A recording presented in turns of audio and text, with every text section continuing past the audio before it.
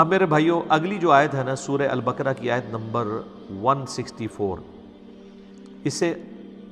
آیت الآیات کہا جاتا ہے، اس کا نام ہے ایسی آیت جس میں اللہ کی کئی آیات بیان ہوئی ہیں، اللہ کی قدرت کی نشانیاں،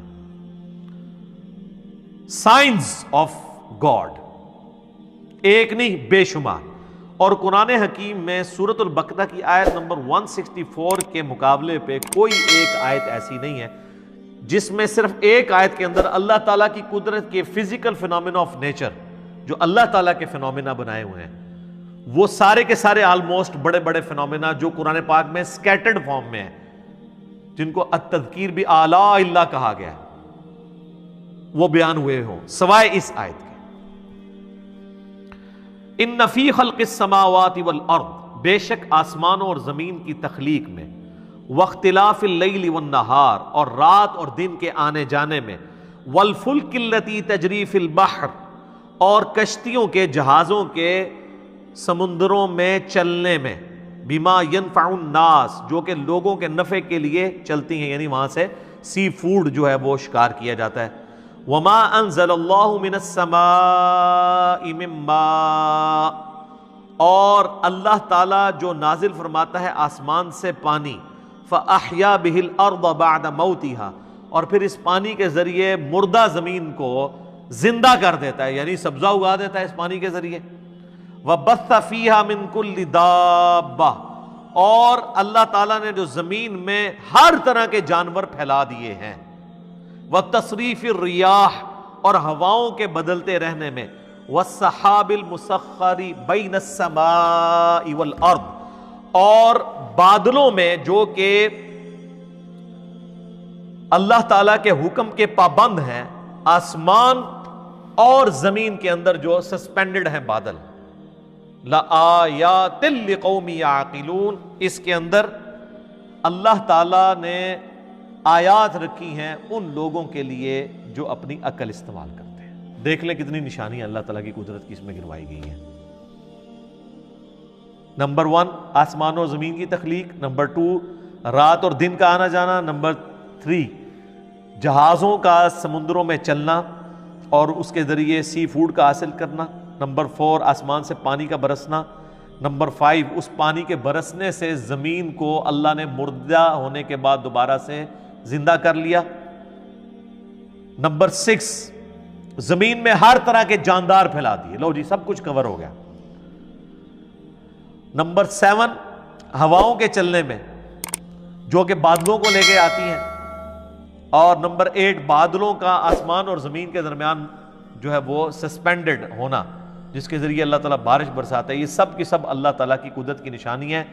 یعنی جس میں ذرا سی بھی عقل ہے اللہ تعالیٰ ہمارا ہے، وہ ان چیزوں کو دیکھ کے رزلٹ پہ پہنچ جائے گا کہ یہ کسی کے کرنے سے ہو رہا ہے۔ God is the only explanation of all the physical phenomena in this universe۔ اللہ ہی واحد وضاحت ہے اس کائنات میں ہونے والے ہر فزیکل فینامنا کی۔ تو اب جس اللہ کی یہ کوالٹیز ہیں اس کے مقابلے پہ اگر کسی اور کے ساتھ وہ چیزیں وابستہ کر دی جائیں تو اس سے بڑا کوئی جرم نہیں ہو سکتا، اور یہی اللہ اس چیز کا حقدار ہے کہ اس کے ساتھ شدید محبت کی جائے، دلی محبت آخری درجے کی، جو کسی اور مخلوق کے ساتھ نہیں ہو سکتی۔ تو اللہ تعالیٰ اب ایک کرائٹیریا پھر اس حوالے سے ڈسکس کر رہا ہے، وَمِنَ النَّاسِ مَن يَتَّخِذُ مِن دُونِ اللَّهِ، اور لوگوں میں ایسے لوگ بھی ہیں، ایسے بدبخت لوگ ہیں جنہوں نے اللہ کے سوا اور ہستیوں کو پکڑ لیا ہے، اندادًا یحبونہم کحب اللہ، اللہ کے مقابلے پہ انہیں اپنا ند مان لیا ہے، مد مقابل، اور ان سے ویسی محبت کرتے ہیں جیسی اللہ سے کرنی چاہیے تھی۔ اللہ اکبر، یہ آیات پڑھی جاتی ہے نا تو لوگ سمجھتے ہیں شاید یہ مشرکین عرب کے بارے میں نازل ہوئی تھی۔ تو مشرکین عرب اگر اس جرم کے اوپر مجرم ہے اللہ کے حضور، تو آج بھی جو لوگ یہ کر رہے ہیں وہ بھی اسی طریقے سے مجرم ہیں۔ اور آپ کو آج مسلمانوں میں اکثریت ایسے لوگوں کی نظر آئے گی جو اگر آپ ان سے حلفیہ بیان لیں تو وہ کبھی یہ نہیں کہیں گے کہ ہم اللہ سے بڑھ کے کسی سے محبت کرتے ہیں، لیکن ان کا ایٹیچیوڈ یہی ہے۔ وہ آپ کو کبھی شعر سنائیں گے، اللہ اللہ کیے جانے سے اللہ نہ ملے گا، اللہ والے ہیں جو اللہ سے ملا دیتے ہیں، اور اللہ والے ان کو کہہ رہے ہوتے ہیں جو اپنی عبادت کروا رہے ہوتے ہیں۔ اگر اللہ والے سے مراد یہ رسول اللہ کو، صحابہ اور اہل بیت کو لیں تو ہم ان کے ساتھ ہیں، لیکن آپ کو پتہ ان کو نہیں لیتے کیونکہ وہ تو ولی نہیں تھے نا، ولی تو بعد میں ہوتے ہیں، وہ اللہ والے ان کو کہہ رہے ہوتے ہیں جن سے تجوید سے اگر آپ نماز سنیں تو نہیں سنا سکتے، اور ترجمہ تو بھول ہی جائیں کہ وہ سنا سکتے ہیں۔ ہاں وہ یہ کر سکتے ہیں کہ سجے پاسے اسلام پھیرے تھے سارے حافظ ہو گئے، کھبے پاسے پھیرے تھے سارے ناظرہ ہو گئے، وہ کہتے ہیں نا جی پیچھے نیت کی۔ تو میں کہتا ہوں جن بزرگوں کے بارے میں آپ کا ایک کلیم ہے نا، اگر آج بھی اس طرح کہتے ہیں نا جی دنیا اولیاء سے خالی نہیں ہے، آج بھی ان اولیاء کو لیں، وہ تجوید کے ساتھ آپ کو سنا نہیں سکتے، وہ آپ کو سنت اذکار نہیں بتا سکتے صبح و شام کے جو نبی علیہ السلام نے تعلیم فرمائے ہیں۔ فرض نماز کے بعد کے آپ کو 2-3 اذکار بتائیں گے، 17 نہیں بتا سکتے، ان کی تربیت ہی وہ نہیں ہوئی ہے۔ تو وہ ان ہستیوں کے بعد، حتیٰ کہ سورہ الزمر کے اندر جا کے آئے گا، سورۃ المومن کے اندر، کہ ان کے سامنے جب اکیلے اللہ کا ذکر کیا جاتا ہے تو ان کے دل گھٹنے شروع ہو جاتے ہیں، اور جب اللہ کے ساتھ اور ہستیوں کو شامل کیا جاتا ہے تو ان کے پھر دل پھیل جاتے ہیں۔ اور آپ یہ کر کے دیکھ لیں جناب، آپ اللہ کی توحید بیان، ہم تو کئی بار یہ تجربہ کر چکے ہیں، آپ اللہ کی توحید بیان کریں تو ان کو چڑ ہو جاتی ہے، وہ کہتے ہیں جی کو بزرگوں کا بھی ذکر کرو نا جی۔ بلکہ ہمارے ایک سیالکوٹ میں بڑے قریبی بھائی، تو وہ ایک بریلویوں کی مسجد میں امام تھے، تو جب اللہ تعالیٰ نے ہمیں قرآن کی توحید کی طرف راغب کیا تو دعوت کی برکت سے انہوں نے بھی حق قبول کیا، تو ظاہر ہے وہ اب اناؤنسمنٹ تو نہیں کر سکتے تھے، تو انہوں نے بہرحال توحید کے اوپر درس شروع کیا قرآن کے اندر، جو قرآن کی آیات ہیں اعلیٰ حضرت کا ترجمہ رکھ کے، اب تو کسی کو تکلیف نہیں ہونی چاہیے۔ تو 2-4 دن تو توحید برداشت کی انہوں نے، اور پھر بابے جو ہے مسجد کے اکٹھے ہو گئے، انہوں نے کہا کہ جناب اللہ نہیں تو ہوندے رہندے ہو ہر ٹائم،